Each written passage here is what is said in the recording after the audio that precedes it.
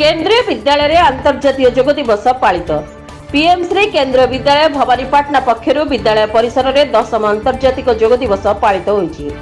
विद्यालय अध्यक्ष भीमसेन पंडा अध्यक्षतार आयोजित यह कार्यक्रम में अवसरप्राप्त हाईस्कूल शिक्षक तथा योग प्रशिक्षक रमाकांत पाढ़ी मुख्य अतिथि भाव में जोगदे सुस्थ और निरोग जीवन यापन योगर महत्व और गुरुत्व संपर्क में छात्र छात्री तथा शिक्षक मानक बुझाइबा सह छात्र छात्री मानक नियमित योग करने परामर्श देते। नियमित योग अभ्यास द्वारा केवल शारीरिक सुस्थता नुहे यह मानसिक सुस्थता आनी थाए। मन शांत और स्थिर रहे और ताहा स्मरण शक्ति वृद्धि करे। एणु छात्र छात्री माने नियमित योग करने से परामर्श देते।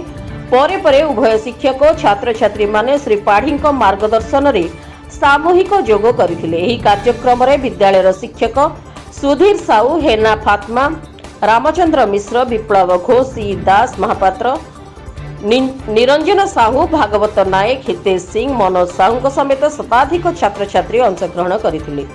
कलाहांडी रजनीकांत मिश्र रिपोर्ट, रिपब्लिक ओडिशा, साधारण लोकों स्वर।